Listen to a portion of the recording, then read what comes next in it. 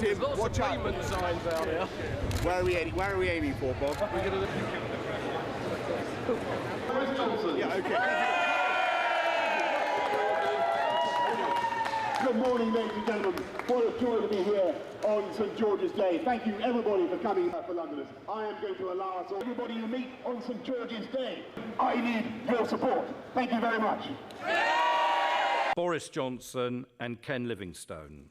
I therefore officially declare Boris Johnson to be elected as the next Mayor of London.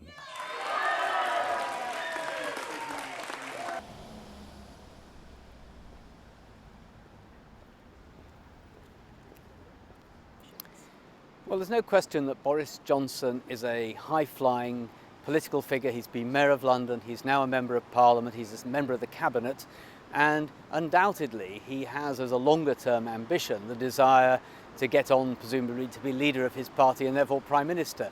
Now, many people at the top of politics have that kind of ambition. Few make it perhaps this obvious or that obvious.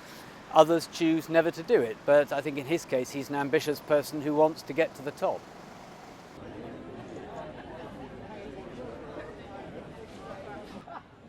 Sorry, you might have to get off because Boris is coming. I realise that, yeah.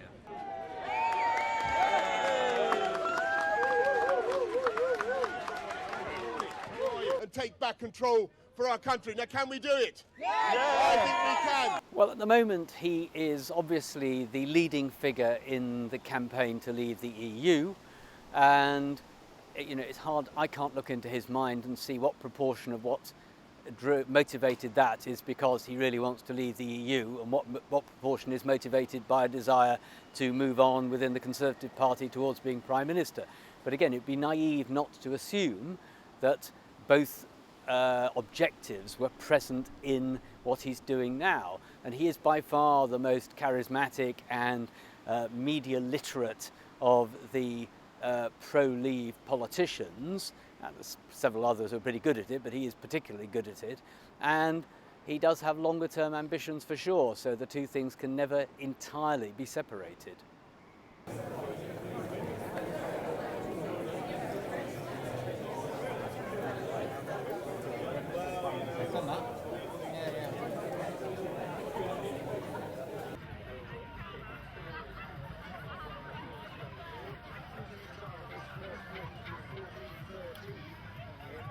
His detractors and critics often say he's not a serious person, that his approach to politics is humorous and freewheeling and not perhaps as thought through and serious as other people. I'm not sure that's true. I think deep down he is a serious person with serious objectives.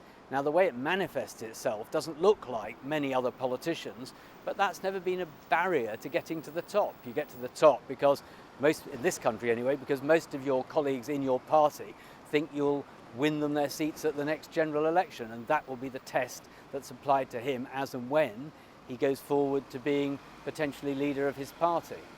I've decided, after a huge amount of heartache, because I did not want to do anything. I wanted, the last thing I wanted was to go against David Cameron or the government. But after a great deal of heartache, I don't think there's anything else I can do. I will be advocating vote leave, or whatever the team is called.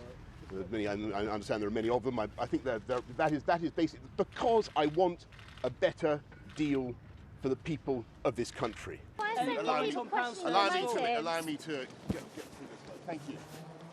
Thank you. Well, Nick, there he is. He's off on his bike. He's trying to get past the photographers.